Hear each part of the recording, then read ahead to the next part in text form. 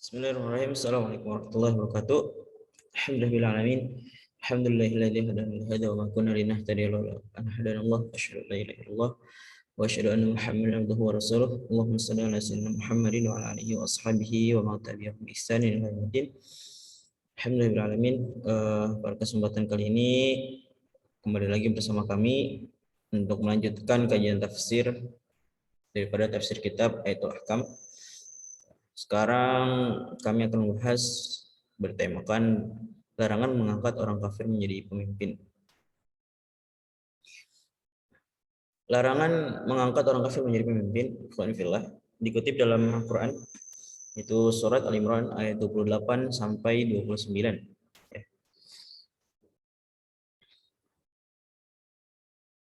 La yattakhidhul mu'minuna al-kafirina awliya'a min dunil mu'minin ومن يفعل ذلك فليس من الله في شيء إلا أن تتقوا منهم تقاه ويحذركم الله نفسه وإلى الله المصير قل إن تخفوا ما في صدوركم أو تبدوه يعلمه الله ويعلم ما في السماوات وما في الأرض والله على كل شيء قدير. Janganlah orang-orang beriman menjadikan orang kafir sebagai pemimpin, melainkan orang-orang yang beriman. Barang siapa berbuat demikian, niscaya dia tidak akan memperoleh apapun dari Allah Subhanahu wa taala kecuali karena siasat menjaga diri dari sesuatu yang kamu takuti dari mereka. Dan Allah memperingatkan kamu akan siksanya dan hanya kepada Allah tempat kembali. Katakanlah, jika kamu sembunyikan apa yang ada dalam hatimu atau kamu menyatakan, Allah pasti akan mengetahuinya. Dia mengetahui apa yang ada di langit dan apa yang ada di bumi. Allah Maha Kuasa atas segala sesuatu. Quran surat Al-Imran ayat 28 dan 29. Sebelum itu kita akan masuk, sebelum membahas tafsir secara global, ya, kita akan masuk pada tafsir per kata. Kita ambil kata-kata yang menarik dari kedua ayat tersebut, ya, yang dikutip dalam kitab Ayatul Ahkam. Kata pertama yaitu aulia, ya, bentuk jamak dari wali, yang berarti penolong dan penjaga. Ar-Raghib Al-Asfani menyatakan setiap orang yang menangani urusan orang lain berarti adalah wali bagi orang tersebut atau pelindung bagi orang tersebut. Makna seperti ini terdapat dalam firman Allah Subhanahu wa taala dalam surat Al-Baqarah itu 57, Allah waliyul ladzina amanu. Allah pelindung orang-orang yang beriman. Tuqatan adalah bentuk masdar yang berarti at-taqiyah. Ini kata kedua, yaitu seorang bermanis muka terhadap orang lain karena takut akan kejahatannya. Menurut Ibnu Abbas, taqiyah itu bermanis muka yang tampak secara lahir. Hal ini bisa terjadi antara seorang muslim dengan orang-orang kafir, atau bahkan seorang muslim dengan para tokoh mereka. Taqiyah yang mereka lakukan itu hanya dengan lisan, sementara di hatinya tidak ada kasih sayang terhadap mereka. Beda halnya dengan Al-Qurtubi. Menurutnya kata ini berasal dari muqayyah dengan mengikuti wazan fu'alah, seperti kata tu'adah dan tuhamah. Huruf waw diubah tak, sementara ya-nya diganti dengan alif. Abu Hayyan menyatakan bentuk masdar dalam wazan fa'latun sangat jarang. Seandainya kata tughah mengikuti wazan masdar yang konvensional, pastinya dia menjadi itiqa'un.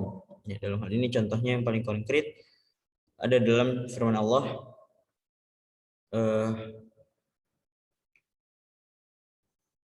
wa tabattal ilaihi tabatila, dan beribadahlah kepadanya dengan penuh ketekunan. Maksudnya kecuali engkau takut kepada mereka dengan sebenarnya ketakutan, maka tidaklah mengapa jika engkau menampakkan berlemah lembut dengan hanya bertutur kata manis kepada mereka hanya untuk menolak kejahatan mereka atau kepada orang-orang kafir, sementara hal itu tidak menjadi keyakinan hatimu. Jadi hanya bersandiwara kita kepada orang-orang kafir, padahal kita hanya takut hanya kepada Allah Subhanahu wa taala. Kata yang terakhir yaitu al-masir, berarti tempat bernaung dan kembali. Maksudnya tempat bernaung dan kembali, tempat bernaung dan kembalimu itu pasti hanya kepada Allah Subhanahu wa taala. Dialah yang akan membalas amal-amal kita semua. Kemudian ada sebab nuzul dalam dua ayat ini.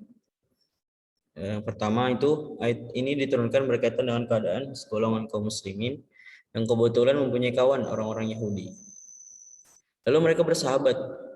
Lalu berkata sahabatnya, jauhilah orang-orang Yahudi itu dan janganlah kamu bersahabat dengan mereka agar mereka tidak mengacaukan agamamu dan menyesatkanmu. Kan tetapi nasihat itu ditolaknya. Bahkan mereka tetap bersahabat. Lalu turunlah ayat, janganlah orang-orang mukmin mengambil orang-orang kafir menjadi wali, ya, atau pengawal atau pelindung atau teman. Oh maaf, bukan teman ya, pelindung, jadi panutan. Kedua, Al-Qurtubi meriwayatkan dalam tafsirnya dari Ibnu Abbas bahwa ayat ini turun tentang Ubadah bin Samit Al-Ansari peserta perang Badar yang kebetulan mempunyai beberapa sahabat akrab dari orang-orang Yahudi. Ya, pada waktu perang Ahzab, Rasulullah Shallallahu Alaihi Wasallam keluar, lalu beliau ditanya oleh Ubadah, wahai Nabi Allah, aku ini mempunyai sahabat orang Yahudi sebanyak 500 orang, dan aku menganggap eh, perlu mereka itu mau keluar bersamaku untuk menghadapi musuh. Jadi orang Yahudi ini mau diajak untuk menghadapi musuh. Begitulah Allah Subhanahu wa taala menurunkan ayat, janganlah orang-orang mukmin mengambil orang-orang kafir menjadi wali dengan meninggalkan orang-orang mukmin. Jadi yang ikut jihad, yang ikut perang itu diutamakan hanya untuk orang-orang Islam yang berpegang teguh pada tauhid. Ya. Kemudian kita lanjut ke makna global dalam dua ayat ini. Allah Subhanahu wa taala melarang kaum muslimin memberikan dukungan kepada orang-orang kafir. Baik itu untuk dijadikan sebagai teman dekat atau untuk menumpahkan rasa cinta. Ya, untuk dijadikan kerabat atau karena pengetahuan. Pasalnya tidak seyogianya apabila bagi kaum mukmin untuk mengasihi musuh-musuh Allah. Adalah tidak masuk akal bila seseorang memerlukan antara cinta Allah dengan kecintaan kepada para musuhnya. Yang benar, jika yang mencintai Allah pasti ia membenci musuh-musuhnya. Dengan demikian, seorang mukmin untuk menjadikan non mukmin yang selalu mengintai dan ingin berbuat jahat, baik itu sebagai pemimpin, teman dekat, dan penolong, sementara ia meninggalkan kaum mukmin. Ya, pada maknanya adalah bahwa kita itu tidak boleh mengutamakan orang-orang kafir menjadi pendamping kita, menjadi penolong kita, menjadi panutan kita, ya. Jauhi orang-orang kafir, jauhi musuh-musuh Allah Subhanahu wa taala yang dapat menjerumuskan kita dalam kegelapan, ya, dalam kebatilan.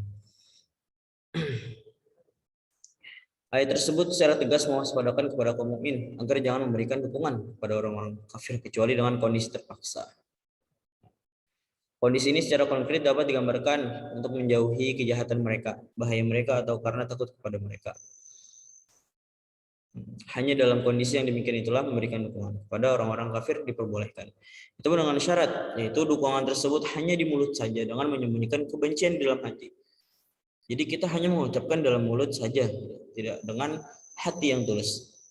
Ayat ini tetap dengan ancaman pedih yang menunjukkan betapa besar dosa orang-orang yang melanggar perintah Allah, yaitu memberikan dukungan kepada musuh-musuhnya.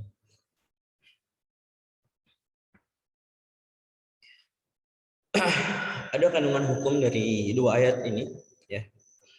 Ada beberapa, kurang lebih ada 4, ya. Kita akan sebutkan. Pertama, bagaimana hukumnya meminta bantuan kepada orang kafir dalam urusan peperangan. Dalam hal ini para ahli fikih berbeda pendapat.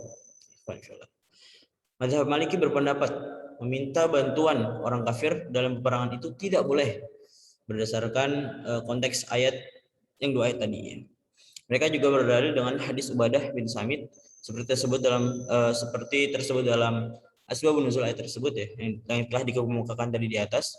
Mereka juga berdalil dengan hadis Aisyah bahwa ada seorang pria dari kaum musyrikin yang cukup berani menentang kepada Nabi Muhammad SAW pada perang Badar untuk minta izin berperang bersama Nabi. Lalu Nabi Muhammad SAW bersabda, kembalilah, aku tidak akan minta bantuan kepada orang-orang musyrik. Jumhur ulama mazhab Syafi'i, mazhab Hanbali, dan mazhab Hanafi berpendapat meminta bantuan kepada orang kafir dalam perang itu dibolehkan. Nah, tapi ada syaratnya. Sangat diperlukan, syarat yang pertama itu sangat diperlukan dan harus dapat dipercaya. Mereka berdalil dengan fi'liyah Nabi SAW yang pernah minta bantuan kepada Yahudi, Qainuqa memberikan bagian ghanimah harta rampasan kepada mereka. Dikemukakan oleh mazhab Maliki ditolaknya. Mereka menyatakan dalil tersebut sudah dihapus dengan fi'liyah dan amaliyah Nabi Muhammad SAW. Seperti yang telah disebutkan, sebagian ada juga yang mengatakan apa yang dituturkan oleh para ulama mazhab Maliki, ia diartikan karena waktu itu tidak diperlukan atau karena tidak ada kepercayaan dari Nabi Muhammad SAW. Ya, ini adalah suatu kompromi antara dalil-dalil yang melarang dan yang membolehkan. Kemudian yang kedua, maksud taqiyah cari keselamatan, cari selamat dan hukumnya. Menurut Ibnu Abbas, taqiyah adalah seseorang berkata bersahabat dengan orang kafir, tapi hatinya tetap iman. Hukumnya ia tidak dibunuh karena pernyataan dan tidak pula melakukan perbuatan dosa. Sebagian ada juga yang mendefinisikan taqiyah adalah upaya untuk menjaga jiwa dan hartanya dari kejahatan musuh, yaitu dengan berpura-pura menyatakan loyal kepada mereka, tetapi dalam keyakinan hatinya tidak demikian. Kita bersandiwara di depan orang-orang kafir supaya kita tidak tertindas ya. Ketiga, apakah dibenarkan mengangkat orang kafir untuk mengurus kepentingan umat Islam? Ya, berdasarkan ayat yang di atas, ulama berpendapat mengangkat orang kafir untuk mengurusi urusan kaum muslimin itu tidak diperbolehkan. Bahkan menurut mereka, mengangkatnya sebagai pegawai ataupun buruh juga tidak diperbolehkan. Hal tersebut adalah seperti diperbolehkannya menghormat dan mengagungkan mereka dalam majelis-majelis.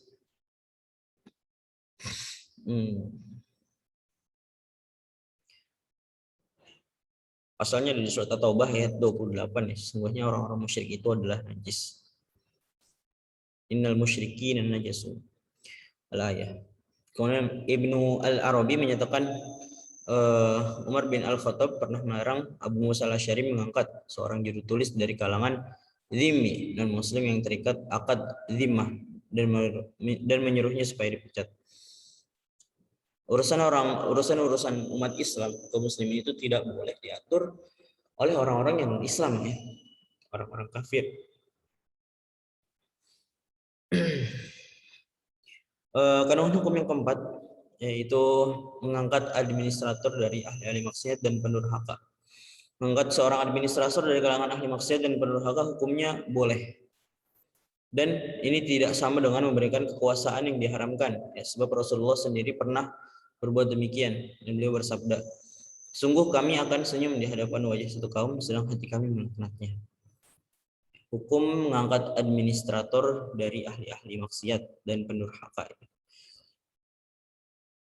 Sebagian ulama mengatakan jika mengangkat orang kafir untuk urusan yang tidak membawa mudarat bagi kaum muslimin lainnya, seperti halnya tidak menyalahi prinsip-prinsip agama, maka yang demikian itu diperbolehkan.